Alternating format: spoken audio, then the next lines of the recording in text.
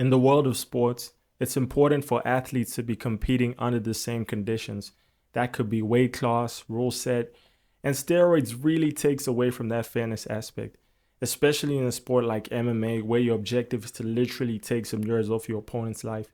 Getting caught using PEDs in the sport of MMA is a really bad look for a fighter, and a lot of fighters that we respect have failed drug tests. This includes Anderson Silva, TJ Dillashaw, Johnny Hendricks, Alistair Overeem, and the face of PEDs himself, Jon Jones.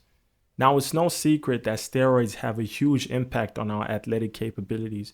I mean, God built every single one of us with athletic limitations. For instance, I could never be as fast as Usain Bolt. Growing up, I was always a fast kid, but I was never the fastest. So if I push my body to its limit, the fastest I could get is probably 10 point something seconds. I don't even think I could reach that. I'll probably be early 11s. But even then, if I were to take steroids, right, that would take the limitations I already have and up me a notch to where I would probably be under 11 seconds. That's a huge impact because in running, every split second matters. That could be the difference between you breaking a record and you almost beating it. And that would change your whole life significantly. If you beat Usain Bolt's record, you would have endorsement deals. You would be the face of athletics. You would have so much money coming your way. And the funny thing about steroids, right, is we all know that some are more expensive than others, right? So imagine a situation where certain fighters that aren't financially as secure as the others, right? They are now limited, right? They can't achieve the things they want to achieve because of money and not because of their talent and their athletic capabilities. So steroids should remain banned, or maybe there should be a different organization for every sport that allows the use of every single steroid there is. I think that would be pretty entertaining. But for normal organizations like the UFC, that includes a lot of fighters that aren't the most financially stable and financially literate.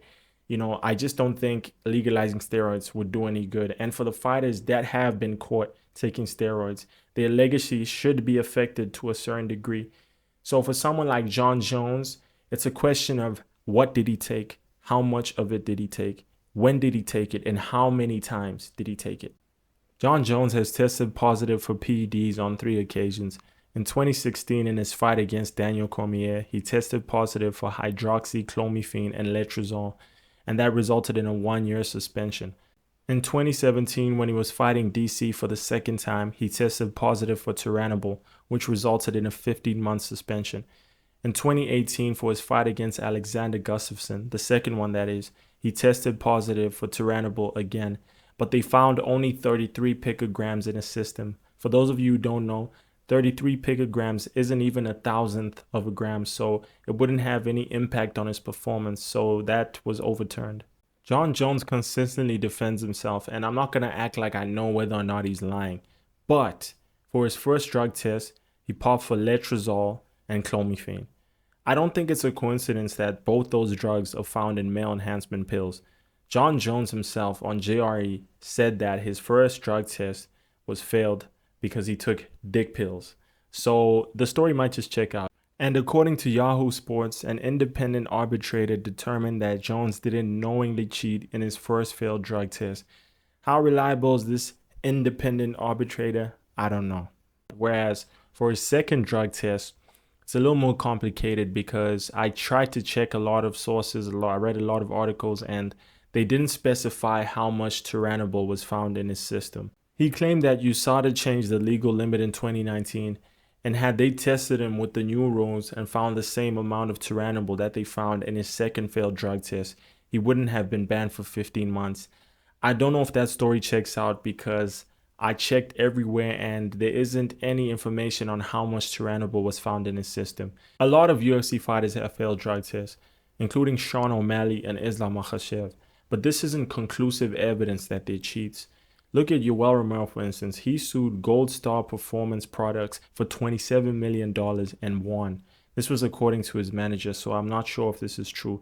But my point is, if he was to able to win that much money, they probably had to hold an investigation of some sort, and they came to that conclusion that Gold Star Performance Products was indeed tainting their supplements, because I don't see how else he would have won that. But when it comes to Jon Jones, there's so much evidence that points to him being guilty because a lot of UFC fighters have popped for steroids. But if it's a tainted supplement, they don't keep on making the same mistake over and over again. And the nail in the coffin for Jon Jones was Chael Sonnen going on JRE and exposing Jon Jones. I don't think he did it out of malice. He just claimed that USADA came to test Jon randomly and Jon hid under the ring for 8 hours. Now, why would you hide under the ring if you knew you weren't taking steroids, let alone tainted supplements? In fact, you wouldn't know that you're taking tainted supplements because you wouldn't take them if they were tainted, or at least unless you intentionally wanted steroids in your system. And for Jon Jones, I think that's the case. So yes, guys, I think Jon Jones is a cheat, and for that reason, I don't think it's fair to consider him a GOAT. You guys let me know what you think in the comments.